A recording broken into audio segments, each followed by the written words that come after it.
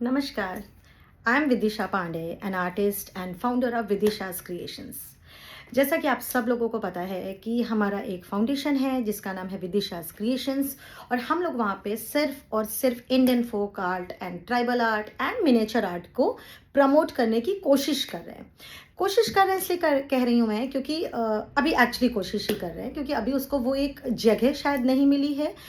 थोड़ा पिछड़ गई है बाकी आर्ट फॉर्म से। बाकी लोग शायद ज़्यादा अच्छे से कर रहे हैं, हमने उतनी कोशिशें नहीं की। आई बिलीव दिस थिंग कि हमने कभी दिखाया ही नहीं इंडियन फोक आर्ट कि इंडियन फोक आर्ट होता क्या है, इस वजह से लोगों को पता नहीं चली। बट ठीक है, देर आए दुरुस्त आए। अब हम लोग उस चीज़ पे काम कर रहे हैं और बहुत सारे आर्टिस्ट मिलके हम लोग काम कर रहे हैं। इट्स नॉट अबाउट मी कि मैं काम कर रही हूँ, हम सब मिलकर काम कर रहे हैं।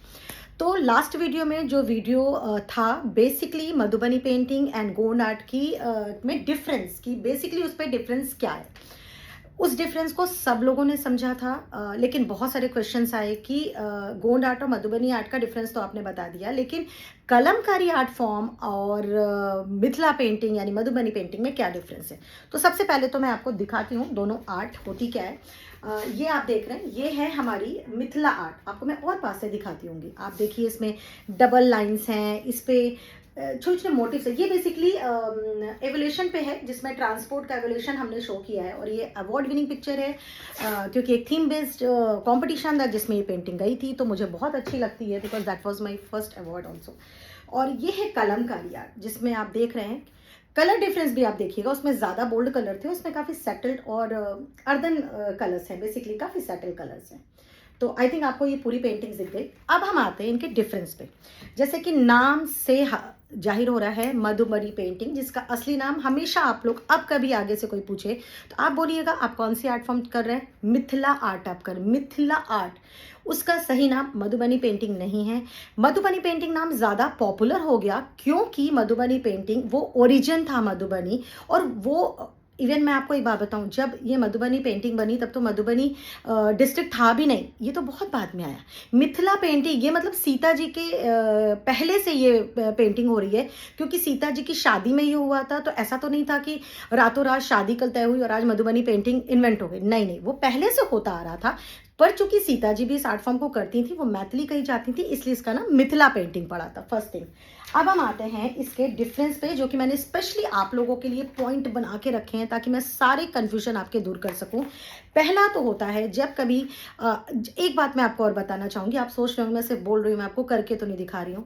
तो जी हाँ, मैं बिल्कुल आपको करके नहीं बताने वाली हूँ क्योंकि आप लोग क्या कर रहे हैं, जितने भी आर्टिस्ट हैं जो सेल्फ टॉट आर्टिस्ट हैं उनकी बात मैं कर रही हूँ। जो किसी टीचर से किसी प्रॉपर इंस्टीट्यूट से सीख रहे हैं उनकी बात मैं बिल्कुल नहीं कर रही हूँ। लेकिन जो सेल्फ टॉट आर्टिस्ट हैं जो कि यूट्यूब से और गूगल से सीखते हैं, किसी और सोशल मीडिया से सीखते हैं, वो क्या करते हैं, वो प्रैक्टिकली नॉलेज तो गेन कर लेते हैं पर थ्योरेटिकल में कहीं मिस हो जाता है। और जब तक आप इंडियन फोक आर्ट से कनेक्ट नहीं होते, जब तक आप एक कनेक्शन बनाते नहीं हैं, आई डोंट बिलीव कि आप आर्ट कर सकते हैं। वो डिफरेंस जो होता है ना सीखने का और सेल्फ टॉट होने का, वो कहीं ना कहीं दिखाई पड़ता है। तो मैं आज आपको सिर्फ और सिर्फ थ्योरेटिकल बातें बताऊंगी कलमकारी आर्ट फॉर्म का और मिथिला पेंटिंग का।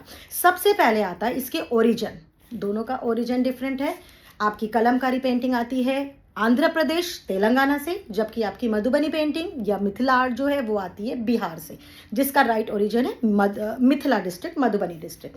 फिर आते हैं इसके ये फेमस क्यों हैं। जो आपका कलमकारी आर्ट है, अभी आपने पिक्चर देखी, मैंने आपको दोनों पेंटिंग्स दिखाई हैं। जो कलमकारी आर्ट फॉर्म है मैं आपको दोनों दिखाती हूँ। जो कलमकारी आर्ट है इसमें काफ़ी सेटल कलर्स होते हैं और इसमें काफ़ी बोल्ड कलर्स होते हैं। दोनों में ये डिफरेंस होता है कि वो काफ़ी बोल्ड एंड वाइब्रेंट दिखती है मधुबनी पेंटिंग, जबकि जो आपकी कलमकारी आर्ट है वो थोड़ी सी सूदिंग, थोड़ी सी अर्दन, थोड़ी सी सॉफ्ट, होता नहीं है।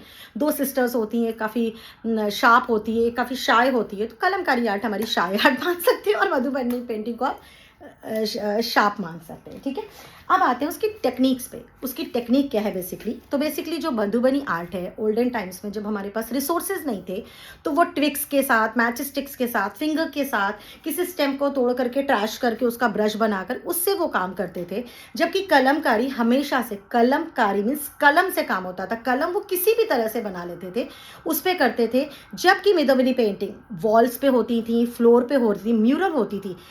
जबकि इंस्टेड ऑफ कलमकारी हमेशा से फैब्रिक पे होती थी, इधर वो साड़ीज़ पे होती थी या वो उस पे होती थी, लाइक वॉल हैंगिंग्स पे होती थी, और उसका प्रोसेस प्रॉपर 7 स्टेप्स होते थे जो कि फॉलो करना पड़ता था। आजकल लोग नहीं फॉलो कर रहे हैं, आजकल लोग कैनवस उठाते हैं, सेटल कलर लिया और पेंटिंग कर दी, पर ऐसा नहीं होता है। आप अगर ओरिजिनल कलमकारी पेंटिंग्स को आप लेते हैं तो आपको उसमें से एक मिल्क का बड़ा सूदिंग सी स्मेल आएगी, क्योंकि उसका फर्स्ट प्रॉपर जो प्रोसेस होता है वो मिल्क में डिप करके कपड़ा रखा जाता है। That is the main concept of this Kalamkari painting. कोई भी कलमकारी, ओरिजिनल कलमकारी पेंटिंग हो, ओरिजिनल कलमकारी साड़ीज हो, अगर वो ओरिजिनल है तो उसमें हल्का सा मिल्की स्मेल आएगा।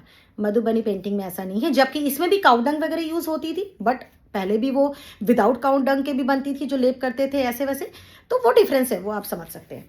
फिर आता है इसका सब्जेक्ट मैटर। जो आपका कलमकारी था बेसिकली उसका माइथोलॉजिकल था और नेचर वाइज था, जबकि ये हमारा पूरा तरह रिलीजियस बेस्ड था। पहले जो मधुबनी पेंटिंग थी रिलीजन बेस्ड थी। ऐसा नहीं था कि हमेशा रिलीजन बेस्ड, हम नेचुरल डेज पे भी करते थे, डे टू डे भी करते थे, बहुत सारी चीज़ें थी, तो थीम भी बिल्कुल अलग इनका होता था। अब आते हैं इनका कलर पैलेट। तो जो इनका कलर पैलेट था मधुबनी पेंटिंग का वो बोल्ड एंड वाइब्रेंट था, जबकि मैंने पहले भी बताया जो कलमकारी था काफ़ी सेटल और अर्दन कलर पैलेट था। जो इनका एप्लीकेशन था वो बेसिकली फैब्रिक पे होता था, और ये म्यूरल था तो वॉल एंड फर्श पे होता था। एक इंटरेस्टिंग सी बात बताती हूँ आपको मधुबनी पेंटिंग के बारे में।